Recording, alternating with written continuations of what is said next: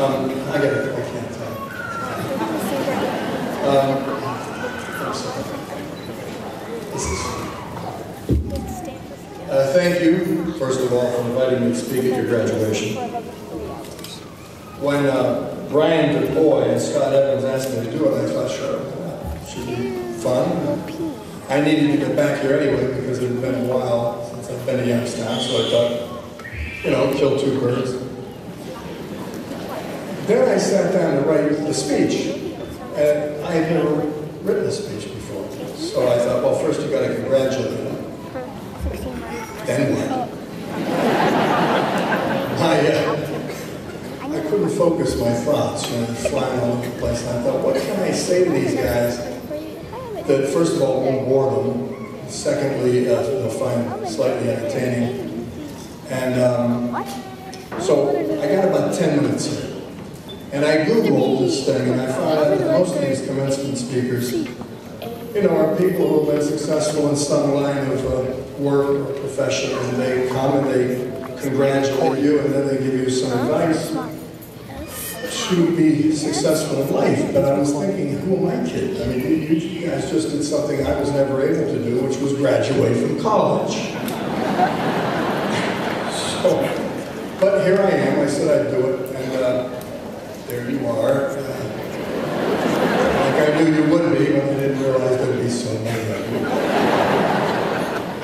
So, advice. See, my problem with advice was that I was never very good at taking it. Not that I didn't need it, just not too good at taking it. So, let me tell you a little story. I got cut by the Pittsburgh Steelers the day that Neil Armstrong walked on the moon. Good day for him.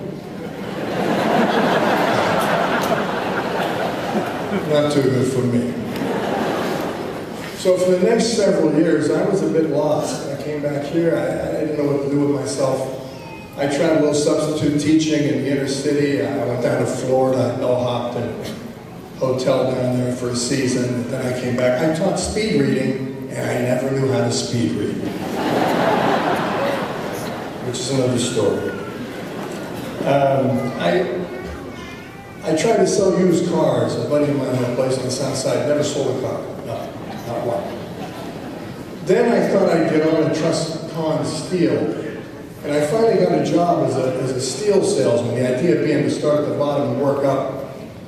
My first day on the job, the offices were over here on Albert Street. And the guy I was following, I was replacing. We were the only guys in the office, about 10 secretaries. The idea was you pick up the paperwork and you file it, and you had to wear one of those rubber thumb things. I don't know if you still have those things. You didn't have to lick. Anyway, lunchtime came, and my guy informed me we only had 30 minutes. I hadn't packed a lunch, so I said, well, I'll just run over to the Royal Oaks on Oak Street in Lansing, grab a hot dog or something. I'll be right back. Now I want to pack a lunch. So I drive over, run in the side door. I run into Johnny DeMaine, one of the owners. He says, hey, yo, what are you going to have? What are you going to have? What are you going to have? I was about to say I'll have a burger, John, but Pabst Blue Ribbon came out. And I used that little rubber thumb thing to lift that frosted glass. It worked real good. And that was the end of my sales job. Then I started bartending in a joint up on Belmont Avenue called the Lamppost. Drinking, a couple of altercations, maybe more than a couple, going nowhere fast. Then I saw an ad in the paper for tryouts at the Youngstown Playhouse, and it was The Rainmaker, and I had seen the movie. So I went, now here I am, a bus-stop bartender trying to imitate Burt Lancaster. It wasn't pretty. See, I had acted a little bit in high school, and I thought, you know, I might be good at it, so I would give it a try. A couple more failed auditions. Finally got a small part in their second stage, Antigone, where I played a Roman guard, literally carrying a spear. Next stop was down here. I signed up for the advanced acting class with Dr. Bill Holsupple, who was running the program at that time. I still didn't know a thing, but I loved it. And see, that was kind of the key. I found something that I really loved. Then I read every play I could, Shakespeare, Shaw, David Mann, Tennessee Williams, Arthur Miller, Pinter, all of them. Got in every play I could. I studied diction and my vowels, my consonants. Read every book on acting, Stella Adler, Uta Hagen, Stanislavski, all of them. The trouble was, I was managing the pub over here at Kilcolly for about 10 grand a year, and I was pushing 30. So I knew if I wanted to really be an actor, not just bullshit myself, but become a real actor, I needed to make a move. Now, I didn't want to go, because I loved Youngstown, but I knew I was running out of time, but I kept putting it off. I was scared. So I was having a lunch over at the Golden Dawn on Wick Avenue, and I said to myself, you know what, I'm going to New York. I got changed from Carmen, called my boss down here, gave my 2 weeks notice. She wished me the best of luck, said I was a horseshit manager anyway.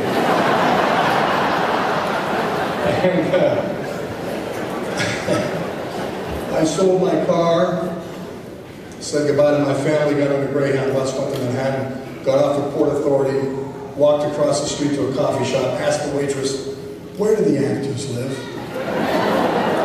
I still can't believe she didn't laugh on my face, but what she said was, honey, stand on the corner, the 104 will come by, you jump on that, you take it to the 70s. That's the neighborhood where the actors live.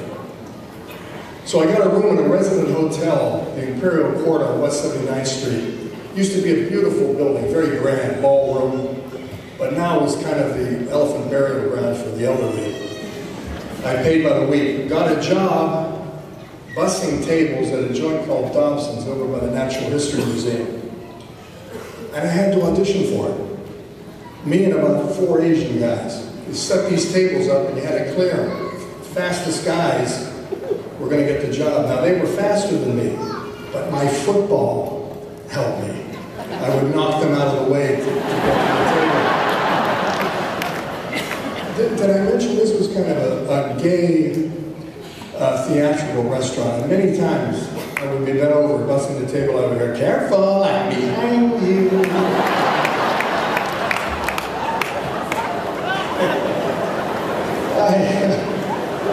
I remember one night after my shift, I was walking home across West 79th Street, dead of winter, freezing cold, and the wind was coming off the Hudson, and it was cutting through me like a knife. I was wearing an Air Force flight jacket I bought at an Army surplus store, and I suddenly heard these sounds like moans. Realized they were coming from me. And I got to my room, and I got my hot plate out, and I got my cabbage soup and a little bagel, I had a little chicken salad. I got at the deli on 86th Street.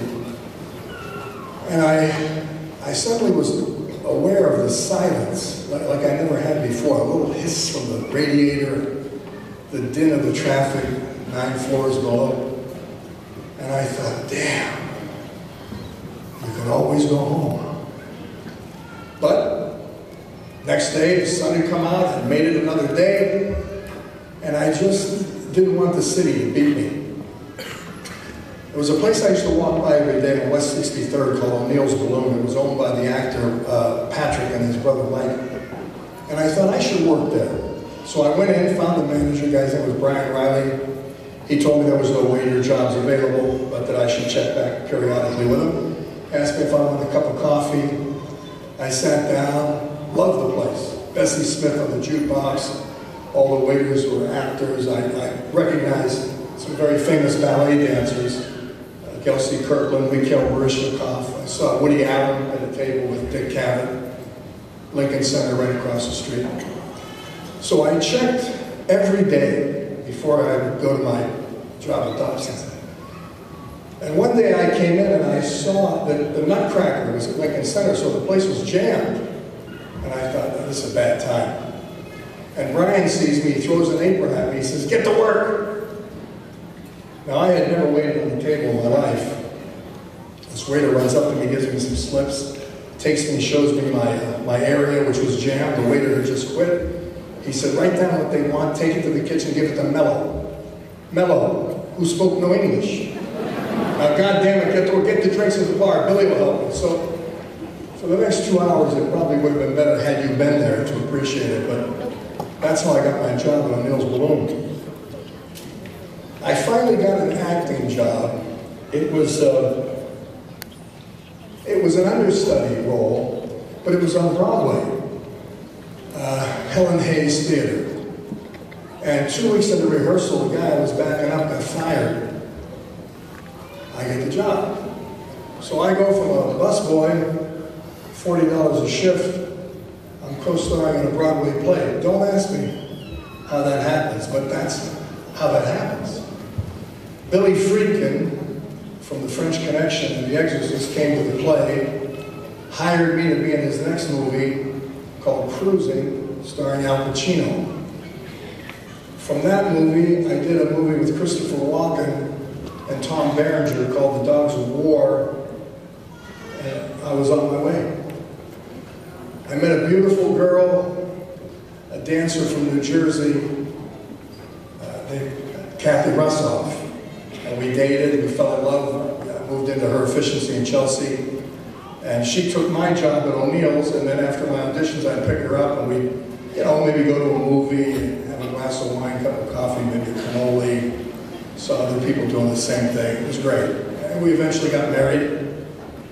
So I kept busy, plays, whatever I could do, a few stints on unemployment. It was a bit of a struggle for the next few years. Then I was doing a play at the Hartford stage. It was called Of Mice and Men. I was playing Lenny. A casting director from LA was visiting his grandmother and was bored, went to the play, and then they called me the next day. They were having an audition for a show on a new network, Fox. The show was called Married with Children. Now, I read it, I thought it was funny, I didn't think I'd go anywhere. I mean, I thought, who wants to see a show about a family as screwed up as yours and mine? And it ran 11 years, and was one of the most successful shows on television. I've had the good fortune of working with some of the best writers in the business. David Mamet, David Milch, Chris Lloyd, Steve Leviton, John Hughes, just to name a few. Well, now I'm in my 60s. My, that went quickly. And I'm playing Jay Pritchett on Modern Family. This is one of the best gigs yet. It's funny, I remember when they told me.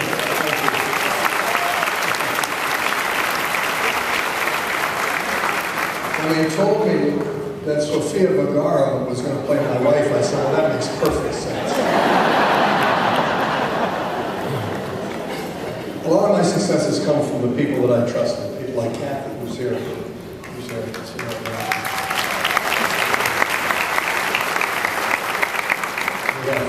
Two lovely daughters. Anyway, I've worked hard, yeah, but I've had a lot of help. And great agents, managers, other actors who helped me a lot along the way. It's been quite a ride. It's been 37 years since I left Youngstown. And honestly, when I think of all that's happened, I'm a bit stunned. I mean, I remember that night walking down 79th Street, when I was so cold.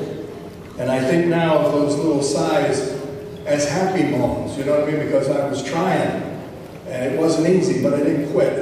I suppose if there's any lesson to be learned at all from this, is to just never give up on yourself. Find a way, or go down swinging. Well, if you college graduates will permit me, I would like to offer us a little bit of advice that I find helpful. Don't squat down with your spurs on. If 3 people tell you you're sick, lie down. Never ride a tiger because you can never dismount. Chains are better pulled than pushed. Never bring a knife to a gunfight. Now, I would like to congratulate you again for graduating from this fine university. It's a real accomplishment. Enjoy this day. If you're alone, enjoy it. If you're with family, friends, loved ones, enjoy it. Make it memorable. Don't live with regret. I want to wish all of you the best of luck. And now, as Al Bundy once said, let's rock.